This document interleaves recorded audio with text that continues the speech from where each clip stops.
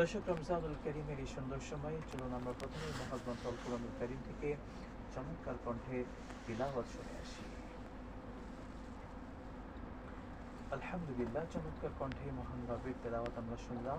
দর্শক, এবারে পরিচয় করে দিচ্ছি আজকের এই আয়োজনের সম্মানিত দুজন অতিথি দয়ের সঙ্গে।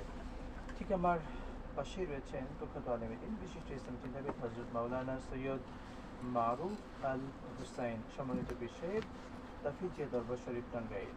আসসালামু আলাইকুম ওয়া রাহমাতুল্লাহি ওয়া বারাকাতুহু।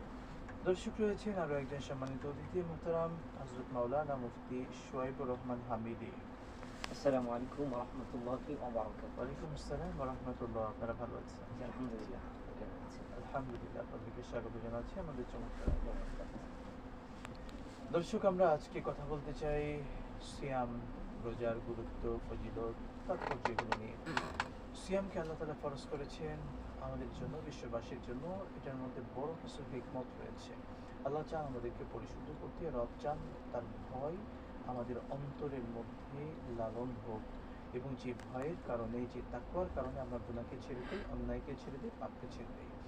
মোহতারাম, প্রথমে আপনার কাছে জানতে চাওয়া, শোয়েবুর রহমান হামিদি, আপনি বলবেন রোজা আল্লাহ তাআলা এটার মধ্যে কি কি পুরস্কার রেখেছেন, যদি সেটা বলতেন।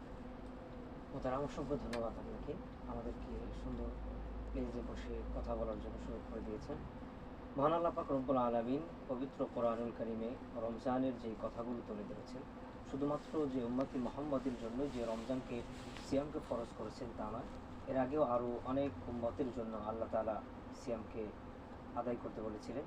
এখন শেষ পয়গম্বর মুহাম্মদ রাসূলুল্লাহ সাল্লাল্লাহু আলাইহি সাল্লামের উম্মতের উপরে আল্লাহ পাক রব্বুল আলামিন জানিয়ে দিয়েছেন, ইয়া আইয়ুহাল্লাযীনা আমানু কুতিবা আলাইকুমুস সিয়াম কামা কুতিবা আলাল্লাযীনা মিন ক্বাবলিকুম লাআল্লাকুম তাত্তাকুন।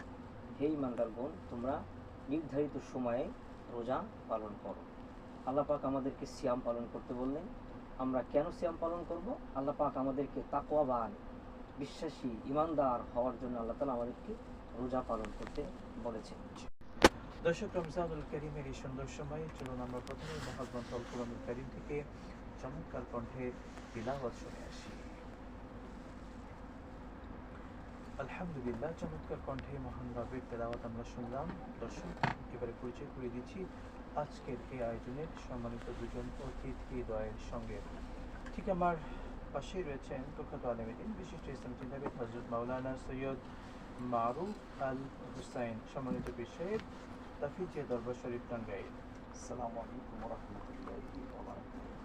দর্শক, রয়েছেন আরও একজন সম্মানিত অতিথি মুহতারাম হযরত মাওলানা মুফতি শোয়েব